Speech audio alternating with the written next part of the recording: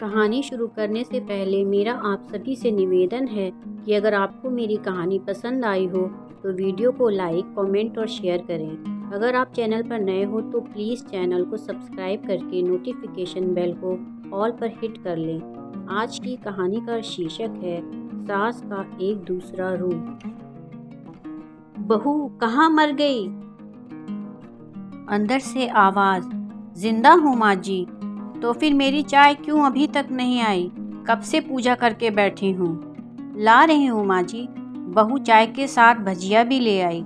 सास ने कहा तेल का खिलाकर मारोगी? बहू ने कहा ठीक है माँ जी, ले जाती हूँ। सास ने कहा रहने दे, अब बना दिया है तो खा लेती हूँ। सास ने भजिया उठाई और कहा कितनी गंदी भजिया बनाई है तुमने। बहू, माँ जी मुझे कपड़े धोने हैं, मैं जाती हूँ। बहू दरवाजे के पास छिपकर खड़ी हो गई। सास भजिया पर टूट पड़ी और पूरी भजिया खत्म कर दी। बहू मुस्कुराई और काम पर लग गई। दोपहर के खाने का वक्त हुआ। सास ने फिर आवाज़ लगाई, कुछ खाने को मिलेगा? बहू ने आवाज़ नहीं दी। सास फिर चिल्लाई, भूखे मारोगी क्या? बहू आई, सामने खिचड़ी रख दी।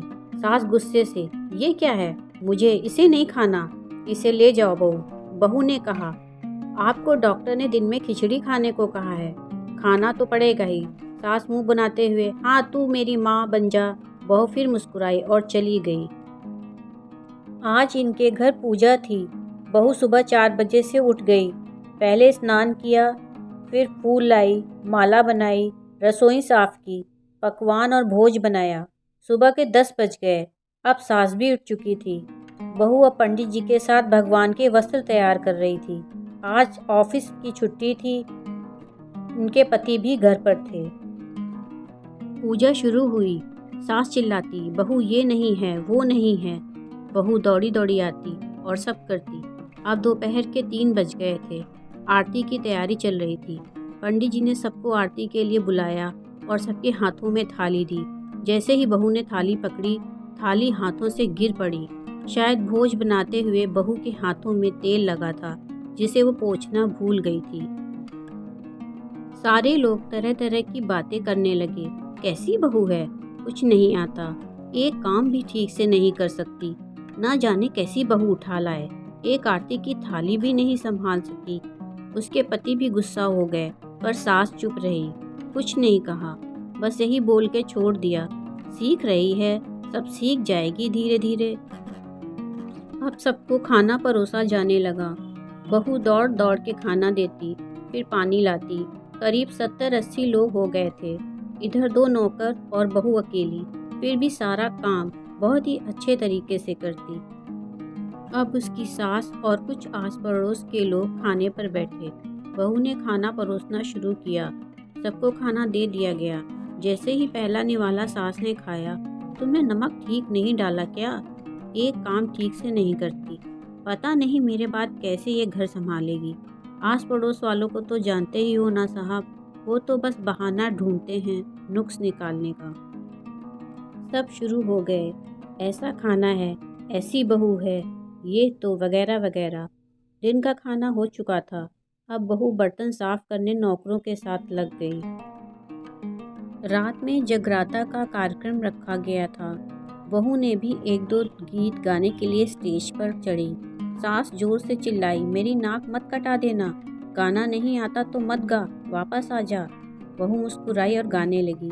सबने उसके गाने की तारीफ की, पर सास मुंह फुलाते हुए बोली, इससे अच्छा तो मैं गाती थी जवानी में, तुझे तो कुछ भी नहीं आता। बहू मुस्कुराई और चली गई। अब रात का खाना खिलाया जा रहा था। उसके पति के ऑफिस के दोस्त साइड में ही ड्रिंक करने लगे। उसका पति चिल्लाता, थोड़ा बर्फ लाओ, तो सास चिल्लाती, यहाँ दाल नहीं है। फिर चिल्लाता, कोल्ड ड्रिंक नहीं है, पापड़ ले आओ। इधर उधर आखिरी में उसके पति की शराब गिर पड़ी उसकी एक दोस्त पर और बोतल टूट गई। पति गुस्से में 2 झापड़ अपनी पत्नी को लगाते हुए कहता है, जाहिल कहीं की, देख कर नहीं कर सकती, तुझे इतना भी काम नहीं आता। सारे लोग देखने लगे। उसकी पत्नी रोते हुए कमरे की तरफ दौड़ी। फिर उसके दोस्तों ने कहा, क्या यार पूरा मूड खराब कर दिया, यहाँ नहीं बुलाया होता, हम कहीं और पार्टी कर लेते। कैसी अनपढ़ गंवार बीवी ला रखी है तूने। उसे तो मेहमानों की इज्जत और काम करना तक नहीं आता। तुमने तो हमारी बेइज्जती कर दी। अब आस पड़ोस की औरतों को और बहाना मिल गया था। वो कहने लगी, देखो क्या कर दिया तुम्हारी बहू ने, कोई काम की नहीं है। मैं तो कहती हूँ अपने बेटे की दूसरी शादी करा दो, छुटकारा पाओ इस गंवार से।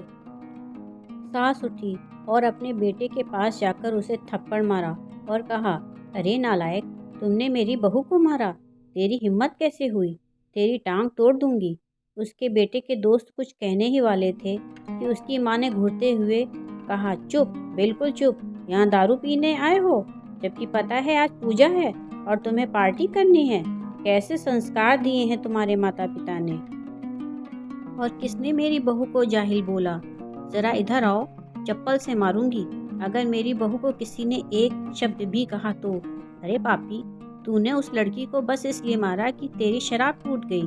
पापी, वो बच्ची सुबह 4 बजे से उठी है, घर का सारा काम कर रही है, न सुबह से नाश्ता किया न दिन का खाना खाया, फिर भी हंसते हुए सबकी बातें सुनते हुए, ताने सुनते हुए घर के काम में लगी रही। तेरे यार दोस्तों को वो अच्छी नहीं लगी। जूते से मारूंगी तेरे दोस्तों को जो कभी उन्होंने ऐसा कहा। उसके यार दोस्त चुपके से खिसक लिए। अब सास बहू के कमरे में गई और बहू का हाथ पकड़कर बाहर लाई। सबके सामने कहने लगी, किसने कहा था अपनी बहू को घर से निकाल के दूसरी बहू ले आना, जरा सामने आओ। कोई सामने नहीं आया। फिर सास ने कहा, तुम जानते भी क्या हो इस लड़की के बारे में, ये मेरी माँ भी है, बेटी भी है। माँ इसलिए मुझे गलत काम करने पर डांटती है और बेटी इसलिए कभी कभी मेरी दिल की भावनाएं समझ जाती है, मेरी दिन रात सेवा करती है, मेरे 1000 ताने सुनती है, पर एक शब्द भी गलत नहीं कहती, न सामने न पीठ पीछे। और तुम कहते हो दूसरी बहू ले आऊं, याद है ना चुटकी की दादी, अपनी बहू की करतूत। सास ने गुस्से से पड़ोस की महिला को कहा, अभी पिछले हफ्ते ही तुम्हें मियाँ बीवी भूखे छोड़ घूमने चले गए थे। मेरी इसी बहू ने 7 दिनों तक तुम्हारे घर पर खाना पानी, यहाँ तक कि तुम्हारे पैर दबाने जाती थी, और तुम इसे जाहिल बोलती हो। जाहिल तो तुम सब हो जो कोयले और हीरे में फ़र्क नहीं जानते। अगर आइंदा मेरी बहू के बारे में किसी ने एक लफ्ज़ भी बोला तो मुझसे बुरा कोई नहीं होगा, क्योंकि ये मेरी बहू नहीं, मेरी बेटी है। बहू सिसकियाँ लेते हुए फिर कमरे में चली गई। सास ने एक प्लेट उठाई और भोजन परोसा, बहू के कमरे में खुद ले गई।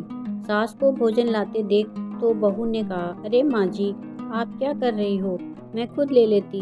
सास ने प्यार से ताना मारते हुए कहा, डर मत, इसमें जहर नहीं है, मार नहीं डालूंगी तुझे।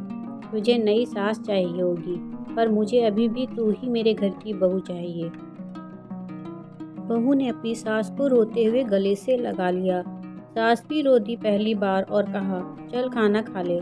फिर मजाक करते हुए कहा, फिर मेरे पैर दबाने चले आना, और ये ख्याल मन में मत लाना कि सास पैर बोलती है, किसी दिन मैं इसका गला दबा दूंगी, क्योंकि कभी मैं भी यही सोचती थी। दोनों खूब हंसने लगती हैं। कुछ रिश्ते बहुत मीठे होते हैं, बस बातें कड़वी होती हैं।